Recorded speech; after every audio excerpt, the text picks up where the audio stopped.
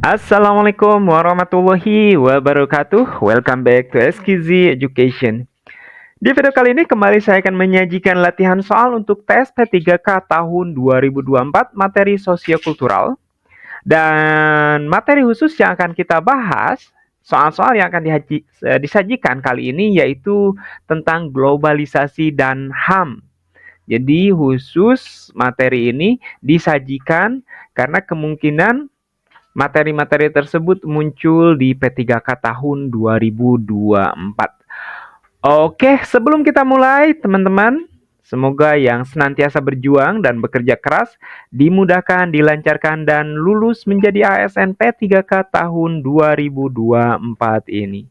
Oke, langsung saja kita mulai ke latihan soal. Ini adalah PR ya, dari part sebelumnya. Pak Agus adalah seorang pegawai pemerintah yang bertugas mendampingi pelaksanaan program bantuan sosial di wilayah terpencil. Ia menemukan bahwa masyarakat lebih mempercayai tokoh adat setempat dibandingkan aparat pemerintah, sehingga pelaksanaan program seringkali menghadapi kendala karena kurangnya dukungan masyarakat. Apa strategi yang paling efektif bagi Pak Agus? Melaporkan kondisi ini ke atasan tanpa melibatkan tokoh adat. B. Mengabaikan pandangan tokoh adat karena program ini merupakan keputusan pemerintah pusat. C. Bekerja sama dengan tokoh adat setempat untuk menyosialisasikan program agar lebih diterima masyarakat. D. Mengganti pendekatan dengan fokus pada penyampaian informasi melalui media formal. Nah, jawaban yang tepat untuk situasi ini ya yaitu C ya. Jadi kita ajak kolaborasi dengan tokoh adat untuk sosialisasi program agar lebih diterima. Poin yang keduanya yaitu A, yang melaporkan kondisi ini ke atasan tanpa melibatkan tokoh adat. Nah, untuk soal selanjutnya, teman-teman, ini sudah masuk ke globalisasi dan HAM. Jadi, mohon nah, untuk soal selanjutnya ya, jadi silakan dikerjakan, teman-teman. Nah, selanjutnya di slide berikutnya itu akan saya bahas beserta dengan poin. Jadi teman-teman itu berlatih naluri intuisinya untuk menentukan jawaban yang paling tepat dan di akhir nanti berapa poin yang didapatkan dari soal-soal tersebut ya. Oke, lanjut ke nomor 52 nih. Pak Anwar seorang perajin batik di Yogyakarta yang telah mengembangkan usaha batiknya selama 20 tahun. Namun akhir-akhir ini ia merasa tertekan karena banyak konsumen yang lebih tertarik membeli batik buatan mesin yang dijual dengan harga lebih murah, yang banyak beredar di pasaran akibat pengaruh globalisasi. Banyak generasi muda yang lebih memilih batik dengan desain modern yang lebih mengikuti tren global daripada batik tradisional yang ia buat. Menurut Anda, apa yang harus dilakukan Pak Anwar untuk mengatasi dampak globalisasi terhadap usaha batiknya? A. Menerima perubahan tren pasar dan mulai membuat batik dengan desain yang lebih modern.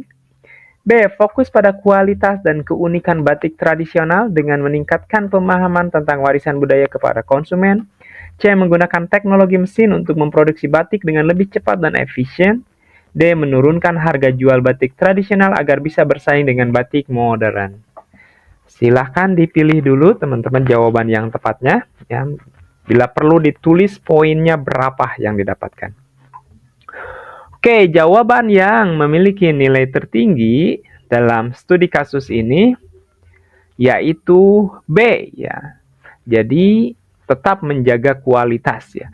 Fokus pada kualitas dan keunikan batik tradisional dengan meningkatkan pemahaman tentang warisan budaya kepada konsumen.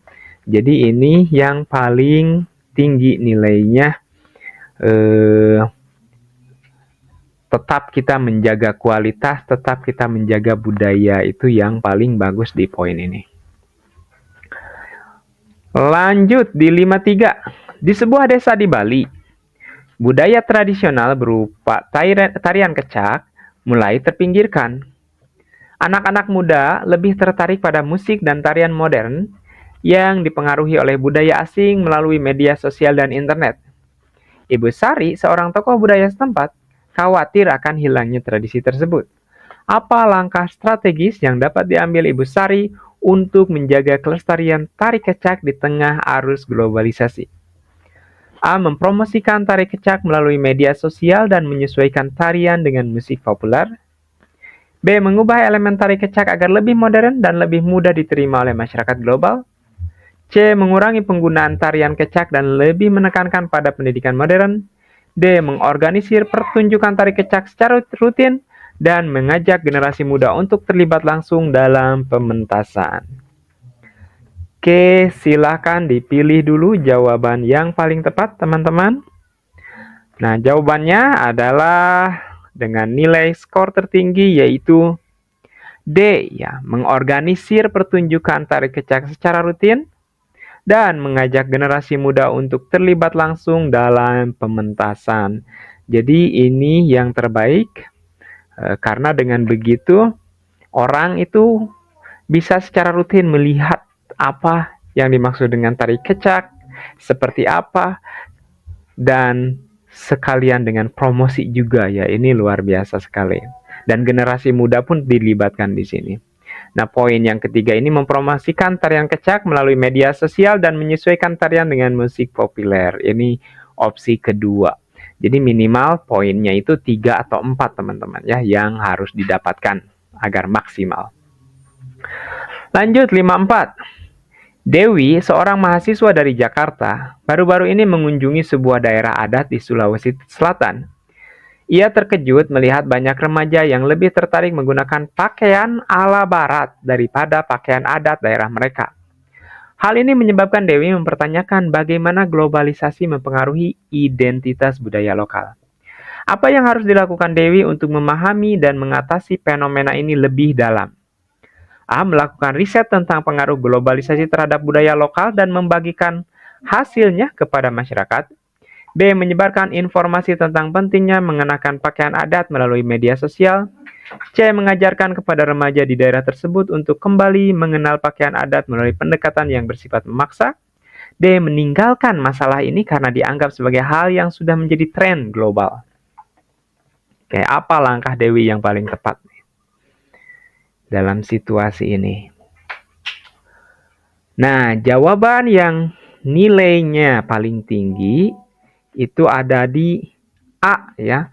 Jadi melakukan riset tentang pengaruh globalisasi terhadap budaya lokal dan membagikan hasilnya kepada masyarakat.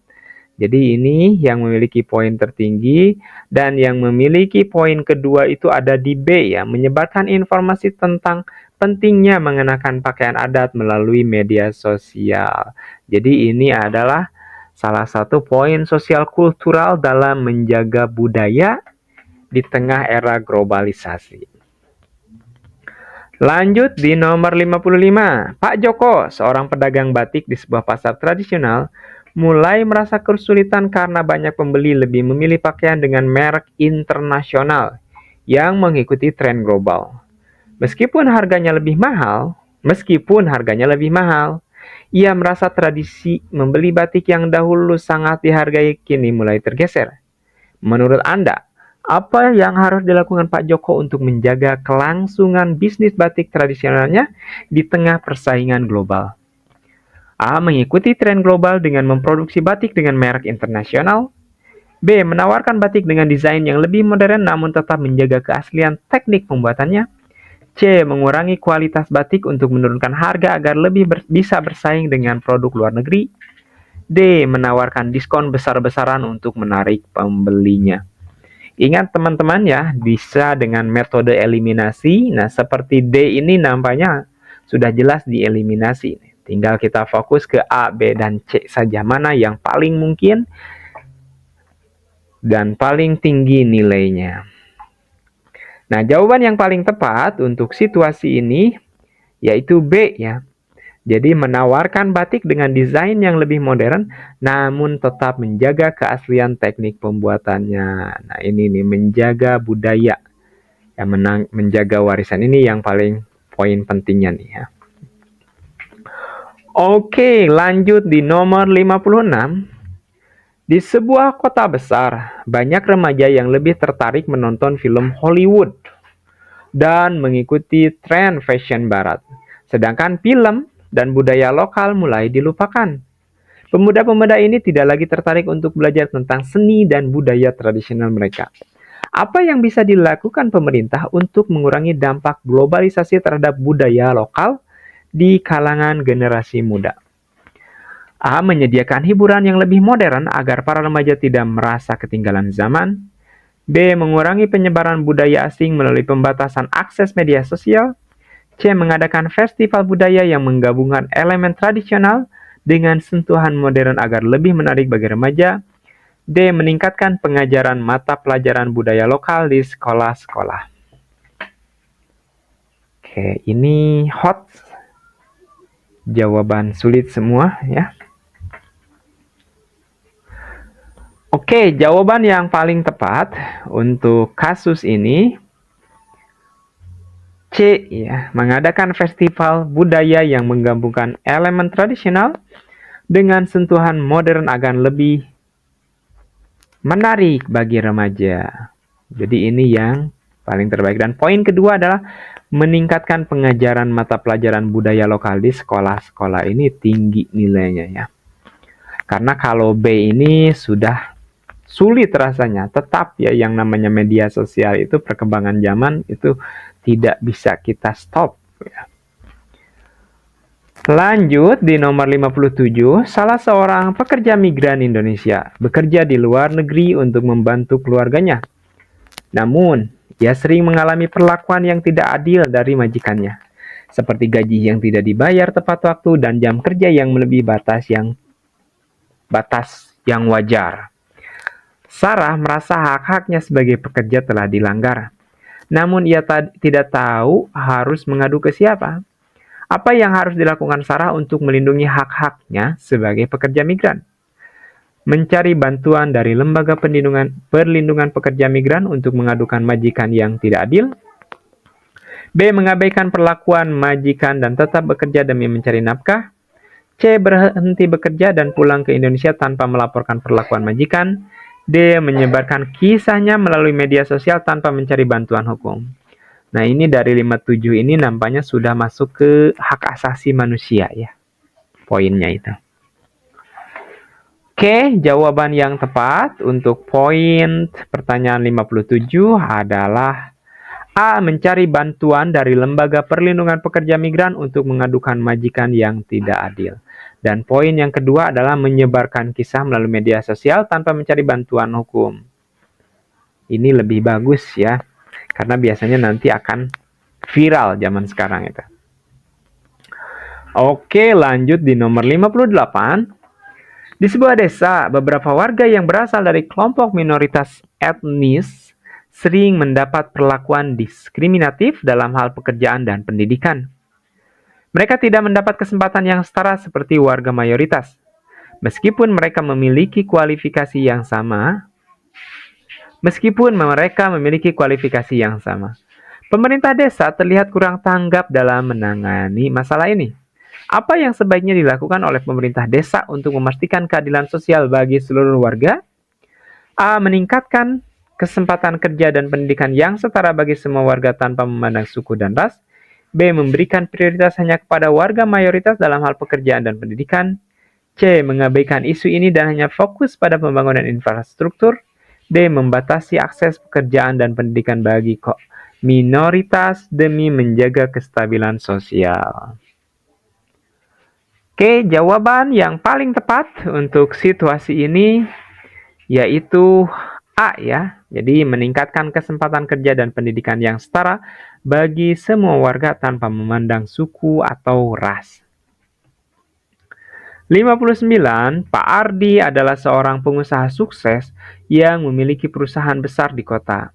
Ia memperkerjakan banyak karyawan dengan gaji yang layak dan fasilitas yang memadai. Namun ia menemukan bahwa beberapa pekerjaannya masih menghadapi kesulitan dalam hal akses kesehatan karena kurangnya fasilitas umum yang memadai di sekitar tempat tinggal mereka. Apa yang bisa dilakukan Pak Ardi untuk membantu karyawan dan masyarakat sekitar mendapatkan keadilan sosial dalam hak akses kesehatan? A. Memberikan fasilitas kesehatan pribadi hanya untuk karyawan yang bekerja di perusahaan. B. Membatasi Bantuan kesehatan hanya untuk keluarga karyawan dan tidak melibatkan masyarakat sekitar. C. Mengurangi fasilitas kesehatan di perusahaan untuk menghemat biaya operasional. D. Menyediakan fasilitas kesehatan yang lebih baik di lingkungan perusahaan dan bekerja sama dengan pemerintah setempat. Oke, jawaban yang tertinggi adalah D ya. Ini nampaknya jelas nih. Jadi kita siapkan fasilitas kesehatan. Jadi ini akan lebih menjawab dan menerima dan tidak ada yang dirugikan, baik itu masyarakat ataupun karyawan. Lanjut, nomor 60. Di sebuah kota besar, terjadi ketidaksetaraan dalam distribusi sumber daya antara kawasan kaya dan miskin. Warga di kawasan miskin kesulitan mendapatkan akses pendidikan dan layanan kesehatan yang layak. Pemerintah kota berencana untuk membangun gedung mewah di kawasan kaya. Namun banyak warga miskin yang merasa tidak mendapat perhatian.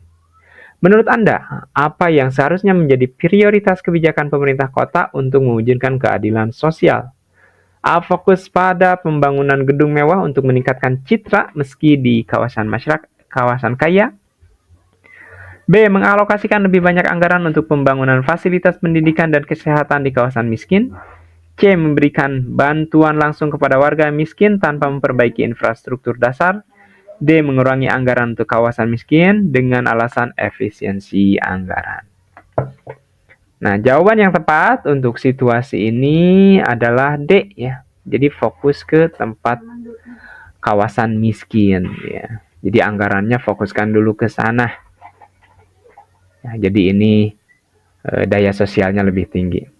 61. Seorang jurnalis, Ana, menemukan fakta bahwa ada kelompok masyarakat yang selama ini diperlakukan tidak adil oleh pemerintah dan perusahaan besar yang beroperasi di daerah tersebut.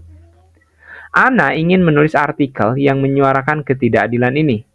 Namun ia khawatir akan dampak negatif bagi dirinya dan keluarganya karena ada tekanan dari pihak berwenang. Apa yang seharusnya dilakukan Ana untuk menegakkan hak asasi manusia dan keadilan sosial?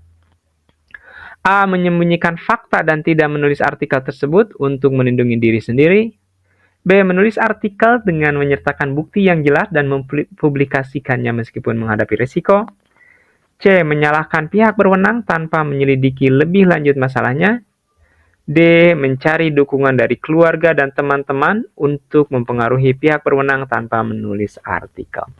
Untuk nomor 61 ini, silakan teman-teman tulis jawabannya di kolom komentar, beserta dengan poin yang sebelumnya dapat berapa poin. Oke, barangkali itu yang bisa saya sampaikan. That's all. Wassalamualaikum warahmatullahi wabarakatuh.